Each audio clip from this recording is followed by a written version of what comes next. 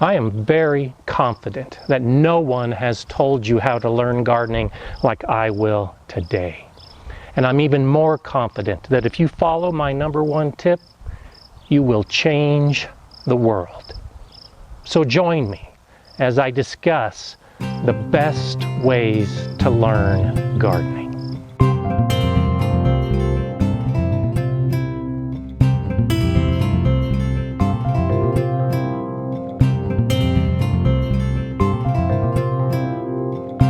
Hi, I'm GardenerScott, and I am a gardening educator. I can say that because of the many people who have been watching my gardening videos and the many people who have come to my public gardening classes over the years. Along the way, I've discovered some tips on how to learn gardening, and I want to share those with you today. I'm convinced that if you follow this process and follow that final tip at the end of this video, you will become a better gardener.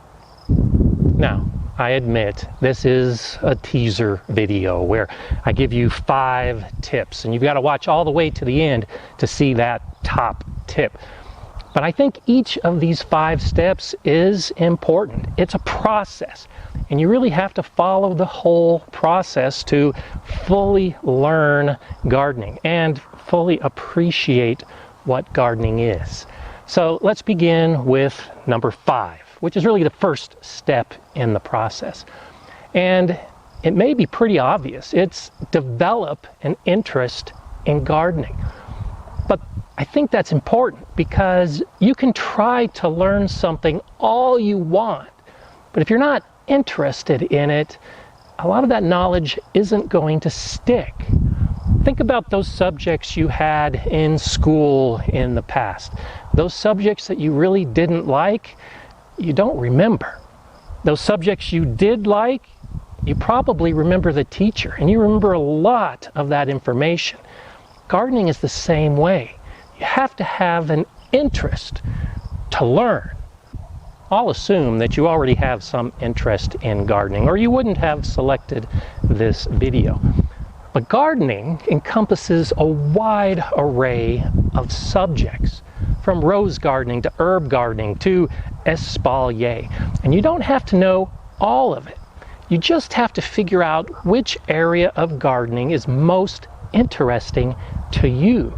I think that's one reason why so many gardeners get interested and then stop becoming gardeners, because there's just so much information out there and they really don't know where to begin.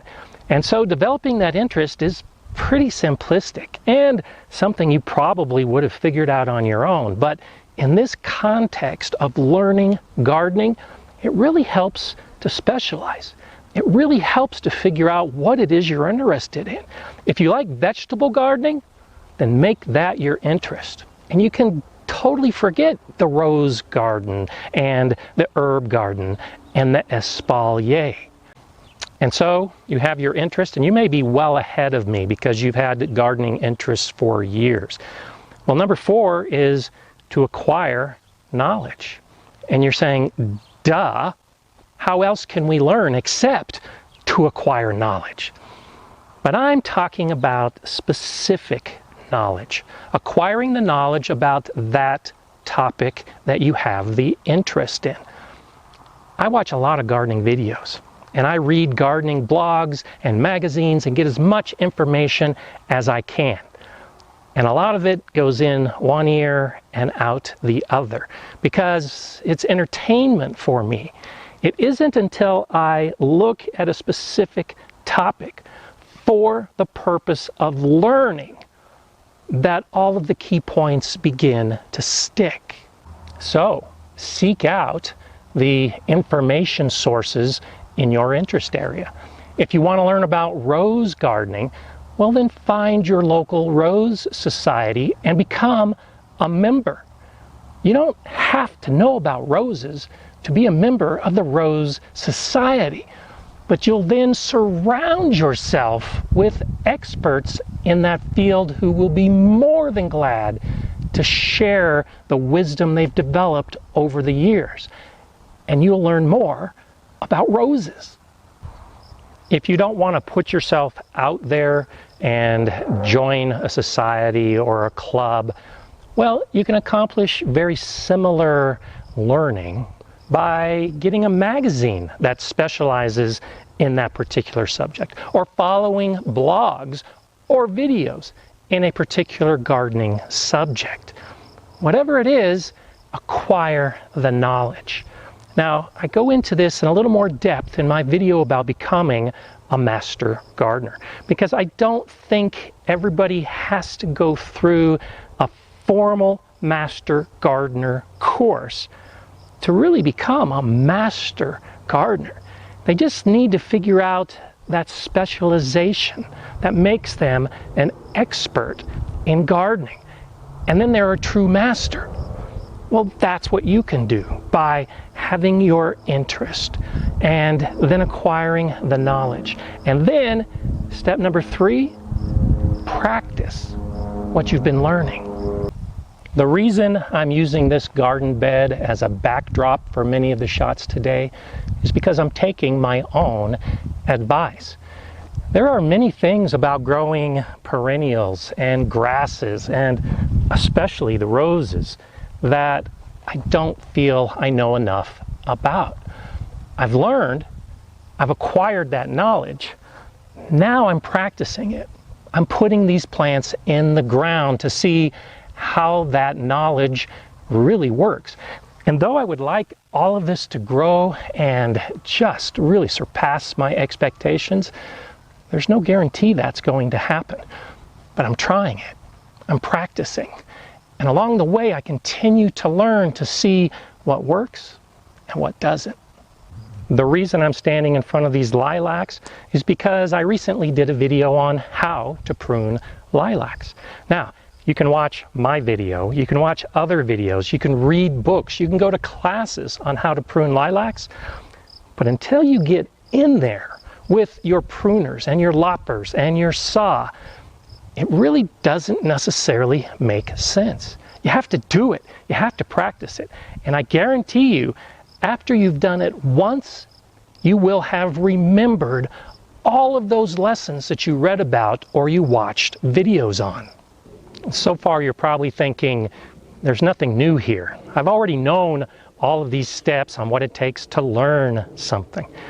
But I think my number 2 tip is probably going to surprise you a little bit. And so, the next step in this process is to teach gardening. I think the best way to learn gardening is to teach it to somebody else. And I can say that because I've taught a lot of gardening over the last decade in particular. And every single time I taught it, I learned something. And in many cases, I learned a lot. I'm using this compost bin system behind me as a backdrop because I recently built them for a video. And in that process, I learned about compost, the bacteria that does the whole process, and even about the pallets and how international stamps determine whether the wood can be good or bad for you to use. I'd encountered that information before, but until I put that video together to teach it, that information hadn't completely stuck.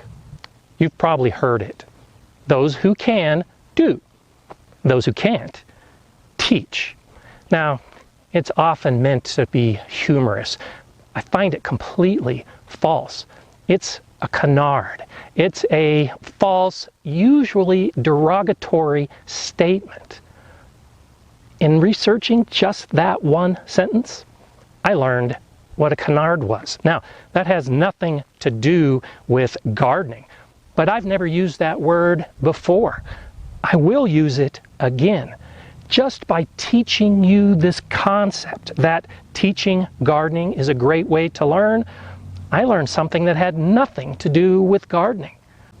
Let's get back to gardening with that topic in mind. How when you teach something, you learn something. I've learned the most about gardening when I'm teaching about gardening. Years ago, when I was actively involved in the Master Gardener program and teaching classes regularly, the director of the program came to me and asked if I could teach a class on vertical gardening because they couldn't find anyone else to do it. And of course I said yes. But I knew almost nothing about vertical gardening. So I identified that as an area of interest. And then I acquired a huge amount of information before I put the class together. Talking to other master gardeners who had done it, watching videos, reading books, and in the little bit of time that I had, I even practiced some of the trellising techniques that I was going to teach for that class. By the time that class was over, the students commented on how wonderful it was and how much they'd learned. But what they didn't know was how much I learned, because I had to learn more than they learned so that I can teach it. I'm not saying that you have to become a master gardener and teach classes to really learn about gardening. I'm a bit of an extreme example. What I'm suggesting is that you just share that knowledge that you've acquired with someone who doesn't have the knowledge. Looking back at that rose society, when you don't know about roses and someone else shares their knowledge with you, well, for them to put it into words and explain what they know, it's been proven that as the brain processes all of that, it becomes more ingrained within the brain. They understand it better when they put it into words and explain it for someone else. That's what you can do. And it doesn't matter who you're explaining it to, who you're teaching. You could do a blog, and just by doing a blog to anonymous gardeners, you're teaching. You're explaining what you know, and you're reinforcing within your brain that information. Albert Einstein is credited with saying, if you can't explain it simply, then you don't understand it well enough. So as you teach, think about how you can express what you know in the simplest manner, and to practice that, and to really understand gardening and learn gardening. That brings us to our number one tip, and that's to teach gardening to a child. I started to get a little choked up as I finished that last sentence, because this subject means so much to me. I think getting children involved with gardening is the best thing that any gardener can do. And when you teach a child to garden, you get a whole new perspective about what gardening is, because they look at life differently. They have more honesty, more sincerity, and so you have to teach to that level. And that brings out the honesty and the sincerity about gardening from you. For about 5 years, I built a school garden at a local middle school. And I remember those stories in my video about the Galileo garden, which was an amazing garden. And during that entire time, I taught hundreds of youth about how to garden. When I started the project, I thought I knew a lot, and I did. But when I dealt with the youth, I realized how little I truly understood.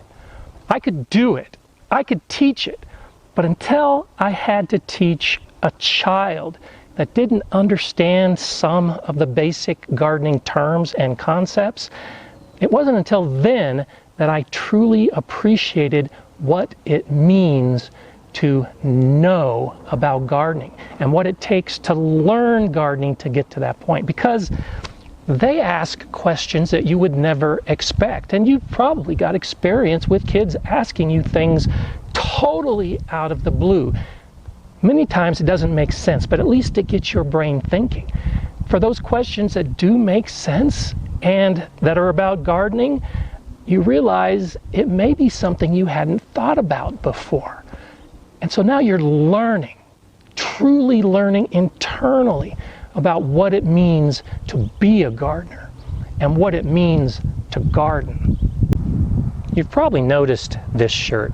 It was a gift from my grandkids, and I'm wearing it to demonstrate that for me, teaching my grandkids how to garden is extremely important. You may have seen them in a couple of the videos that I've done with my two granddaughters in particular.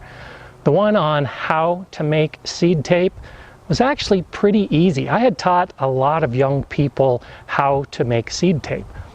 But when I taught a 4-year-old and a 6-year-old how to make seed tape, it really forced me to get down to the basics. What seed tape was all about and why we were doing it. And I'd kind of lost sight of that in all those years that I was making seed tape. Whatever it is, find a youth in your world that you can teach gardening to. Share the knowledge that you've acquired. Share those experiences that you learn from practicing. Teach someone, teach that youth about gardening. It will make you a better gardener. And as I mentioned at the very beginning of this video, I think it will make the world a better place. It is pretty simple, and it's pretty basic. But I'm guessing you haven't seen anyone put together those steps as a process like I did in this video. I'd like to hear your comments about that process.